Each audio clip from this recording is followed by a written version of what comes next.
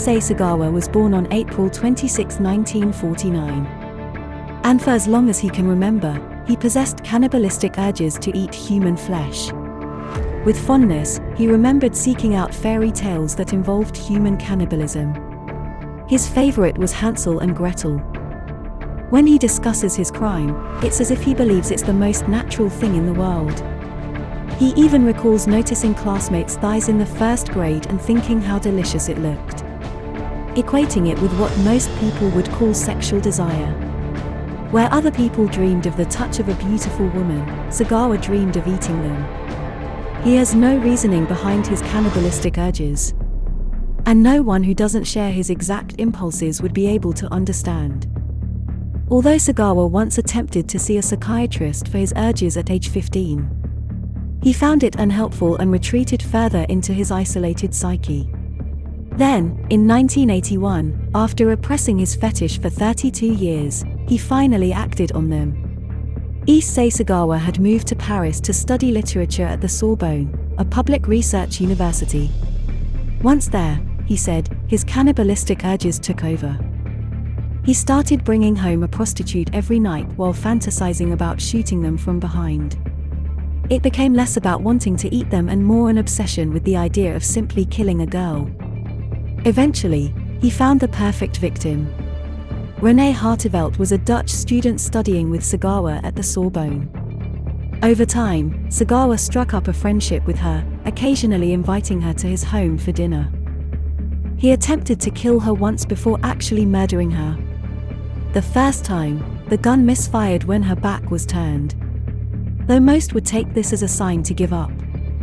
For Sagawa, it only pushed him deeper down his rabbit hole. The very next night, he finally fulfilled his repetitive fantasy. The gun fired, killing Renée Hartevelt instantly. Sagawa only felt a moment of remorse before he became aroused. 2 days after killing Renée, Issei Sagawa planned the disposal of what remained of her body. He put her legs, torso, and head into 2 suitcases and hailed a cab. The taxi dropped him off at the Bois de Boulogne Park, which had a secluded lake inside it. He had planned to drop the suitcases in it, but several people noticed the bags dripping blood and notified the French police. Issei Sagawa awaited his trial for 2 years in a French prison. When it was finally time for him to be tried, French judge Jean-Louis Bruguière declared him legally insane and unfit to stand trial. The charges were dropped, and he was ordered to be held indefinitely in a mental institution. They then deported him back to Japan, where he was supposed to spend the rest of his days in a Japanese mental hospital. But he didn't. Because the charges in France had been dropped, the court documents were sealed and couldn't be released to Japanese authorities. Therefore, the Japanese had no case against him, allowing him to be a free man.